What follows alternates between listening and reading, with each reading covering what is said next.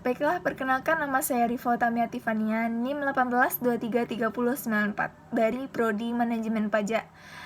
Di sini saya akan membahas mata kuliah Manajemen Keuangan 2 yang berjudul tentang akuisisi dan merger. Baiklah, saya akan menjelaskan pengertian merger. Merger adalah suatu proses penggabungan dua perusahaan atau lebih menjadi satu perusahaan, di mana perusahaan tersebut mengambil dengan secara menggabungkan saham berupa aset dan non-aset perusahaan yang dimerger. Sedangkan akuisisi adalah pembelian suatu perusahaan oleh perusahaan lain atau oleh kelompok investor. Baiklah, saya akan membacakan motivasi merger dan akuisisi. Di dalam motivasi ini terbagi atas dua, yaitu motivasi ekonomi dan motivasi non-ekonomi. Motivasi ekonomi yaitu kegiatan yang berkaitan dengan tujuan perusahaan untuk meningkatkan nilai atau memaksimumkan kemakmuran pemegang saham. Sedangkan motivasi non-ekonomi adalah motivasi yang bukan didasarkan pada esensi suatu tujuan perusahaan, tetapi didasarkan pada keinginan subjektif atau ambisi pribadi pemegang saham dalam manajemen perusahaan. Baiklah, selanjutnya saya akan menjelaskan materi tentang jenis-jenis merger dan akuisisi. Jenis-jenis merger yaitu merger horizontal. Yang kedua yaitu merger vertikal. Yang ketiga yaitu merger kongenik. Yang keempat yaitu merger konglomerat. Yang kelima yaitu merger dengan likuidasi.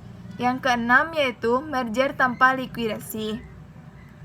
Yang ketujuh yaitu merger sederhana. Yang kedelapan merger praktis. Yang kesembilan merger segitiga. Yang kesepuluh merger segitiga terbalik.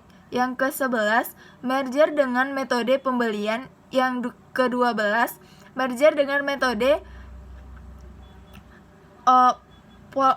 pooling of interest. Sedangkan jenis-jenis akuisisi yaitu akuisisi horizontal, akuisisi vertikal, akuisisi non-genetik, akuisisi konglomerat, akuisisi eksternal, akuisisi internal, akuisisi saham, akuisisi aset, akuisisi kegiatan usaha, dan sebagainya. Baiklah, selanjutnya saya akan membahas proses merger. Proses merger dan akuisisi.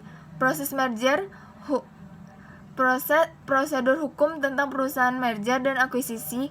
Pendanaannya dapat didapatkan dalam berbagai aturan hukum tentang merger dan akuisisi dan didapatkan dalam praktek hukum sehari-hari tentang merger dan akuisisi. Secara garis besar, prosedur hukum tentang merger dan akuisisi yang sangat umum. Di antaranya, dilakukan langkah-langkah persiapan oleh kedua perusahaan yang akan melakukan merger dan akuisisi. Lalu,